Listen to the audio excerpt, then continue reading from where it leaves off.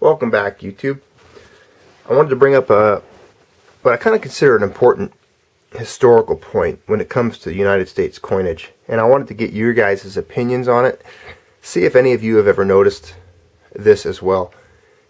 For any of you who have studied U.S. coinage and the history of the U.S. economy, for any of you who have collected coins, you've probably noticed a trend in the obverse, or the front side, the face side, the head side of a coin. If you look back at the first Coinage Act in 1792 and read it, you'll read about the inscriptions that were legislated to be on the U.S. coinage. And it mentions on the obverse, or the face, that there would be an inscription and an image to depict liberty. Now, liberty has always represented what our country was founded on, but it was always represented by a female form, and she was Liberty. That was her name. And oftentimes she had flowers in her hair, or she was in a robe. You can look back on U.S. coinage and see the many different versions and artist renditions of the female Liberty. She was on all of our coins for many, many years, dating back to the birth of this country. And I believe that it was a way of passing on that liberty from generation to generation, because little kids would see coins, they maybe would ask about it, but it would also remind the bearers or the holders of those coins, of this concept of liberty. Now here's one from 1878. Sorry, I don't have too many old coins around today, but now you'll see it's up on her headband, Liberty. And there she is, 1878, silver dollar. That's her on the coin. She was never a president, but the spirit of her resides in the country and in the founders. And it says, e pluribus unum, of many one, on there. But the concept of liberty, her face, was on all the coins for a long time. Even in 1933, when, well, not 33, sorry, the early 1900s. I was thinking of the 33 gold piece for some reason when I grabbed this, but during the change in coinage, especially in 1907 when they struck the high relief, but when President Theodore Roosevelt helped redesign the coinage with St. Gaudens, they put Liberty on the gold piece here,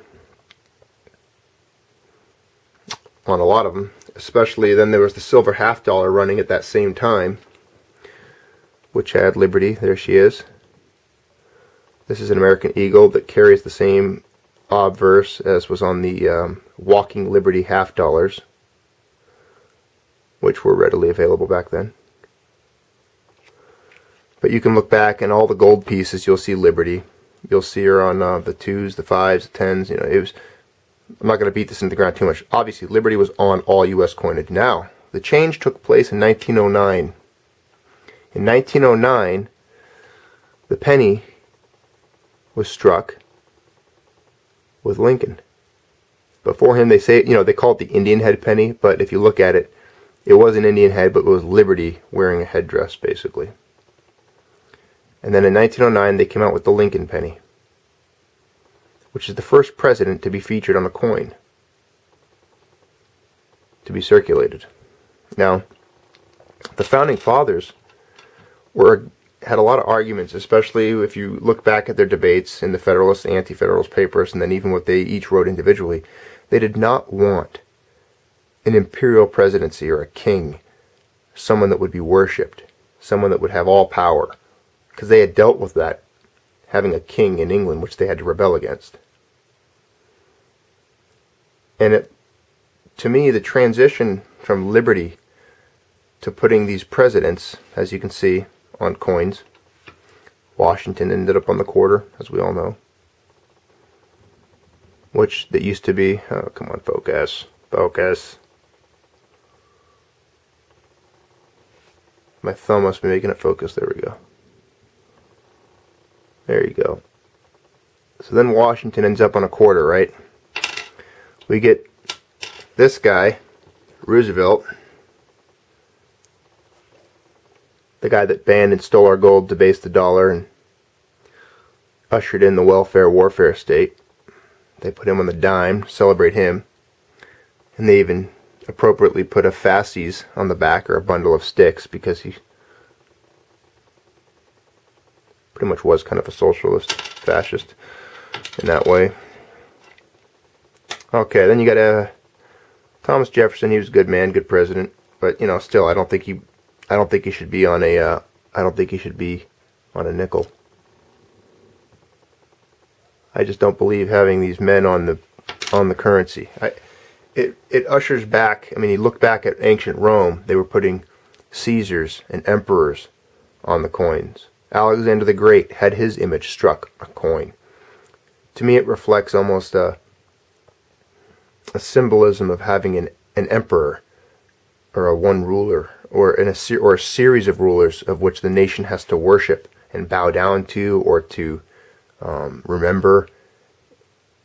And the thing is, these are just one man. There's nothing great about them. They were just presidents. They're a bunch of dead white guys. No disrespect intended. I respect the founders immensely. But they were fallible. They weren't perfect. They weren't deities. And I believe that putting their images on coins strays from the intent that the founders had, especially when you read the original Coinage Act of 1792, to have the image of liberty struck onto the coin. Because we need to get back to liberty. Ever since and I'm not saying this is the reason, the cause for America's downfall. Believe me, I'm not drawing that conclusion. I'm saying it's one of billions of causes, but it definitely is an issue.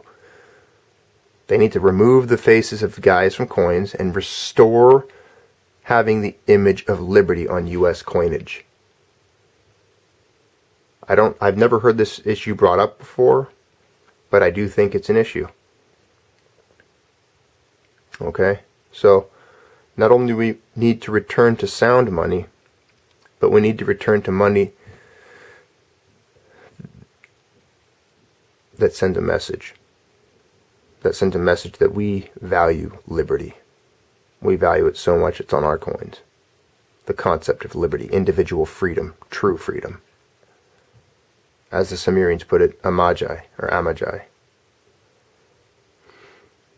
So there you go. That's kind of a theory or an idea I have. I mean, I don't know if when we moved to putting these guys on coins, what we lost or what we gained.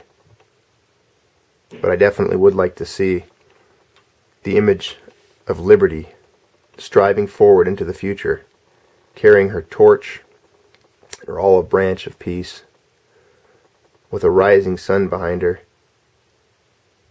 walking into the future, carrying forth the torch of liberty, as you see here. To me, it's a valuable image, an image that reflects what America gave and brought to the world, which could be peace, which we haven't been doing so well at yet lately, in the last several decades, but the concept of individual liberty.